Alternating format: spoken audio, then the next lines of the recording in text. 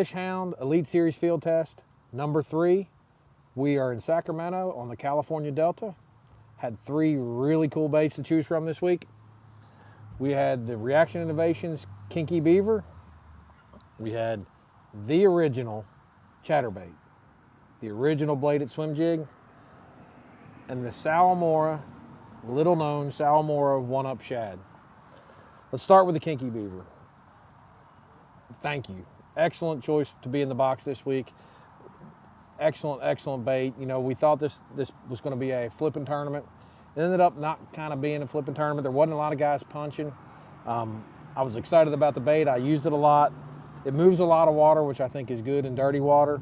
The nice thing about it is if I wanted to go with a traditional style beaver, I could just go ahead and pull off the little kinky part, and I can make me just a little beaver kind of crawl imitation.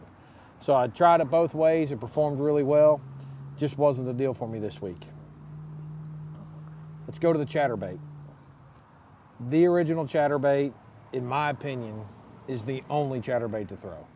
All right, I mean, everybody makes a bladed swim jig now. The patent on the original ChatterBait, it actually knocks the head, so it makes a clicking sound. I personally, the blade is thinner than most, and so it gets a really good vibration.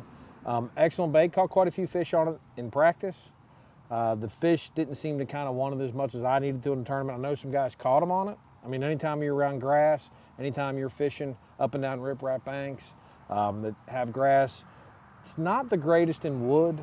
You know, chatterbait's not quite as good as a spinnerbait or a swim jig. You know, when you're around heavy cover, they do tend to hang up a little bit. So, you know, but anytime you're in open water, especially around grass, chatterbait's an excellent choice. I usually throw the 1/2 ounce. I've thrown the 3/8 in the past. 1/2 ounce is kind of the go-to chatterbait. I mean, it's good for all, you know, just about anything you want to do. And as always, we save the best for last. This week, the clear winner was the Salamora OneUp Shad. Made the cut in this tournament and got the fish on day 3. I was in 44th place, so I had nowhere to go but up. I ended up throwing it all day. Had an absolute blast. I probably caught 30 fish on it. It looks a lot like, those of you at home are going to think it's a Gambler Big Easy. What you don't know about the Salamora OneUp Shad, that's really easy to say, is that it is the original swim bait. I mean, people don't realize that this swim bait was put out about 20 years ago in Japan. And they fish Lake Biwa in Japan with it. And it's a grass lake in Japan, and they've caught some giant bass on this. This is what they were all imitated. This is what the Skinny Dipper, this is what all other swim baits came after, was the Salamora OneUp Shad.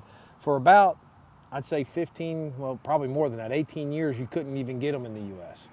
As anglers, we kind of had access to a lot of co-anglers and stuff from Japan, so we would send them home with $500-600 in their pocket, and they would bring us back OneUp Shads. And that happened for years on the tour. The key this week was I was fishing on a weightless hook. I was fishing it for suspended fish, you know, that were garden fry. They'd come up and eat it. They didn't really want anything kind of in their face and heavy. This was a real natural presentation. You didn't have to put any weight on it to make it swim well. So this was by far the clear winner this week. I caught a 5-pounder on it with 20 minutes left to go the second day that made the cut. And like I said, I caught every fish. Every single fish I weighed in on day 3 was on this bait. All right, as always, let's talk about the setup for the OneUp Shad, the winner this week. Omen black rod in a 7.3 medium. Excellent rod, had good length. I could really get the bait out there good, but it had plenty of flex and good tip. What I liked about it more than anything is the rod, it's real parabolic. The Omen Black series is a little bit different than the Envy series. The Envy series seems to have a little bit more backbone further up the rod and a lot more tip. The Omen Black series has a lot more, it's more parabolic. So the rod bends from all the way from the handle all the way to the tip. Excellent when you got to have them eat a swim bait. So they would eat it, I would set the hook, and the whole rod would load. Did an excellent job. Again, a 7.3 medium. I threw it on a Concept E reel. Unbelievable setup. I used a 6:6 to 1 ratio, okay? Normally I throw my Concept E's with a 7.3 to 1. But one of the things I was doing this week is I was throwing it basically weightless. And so you had to reel it really, really slow.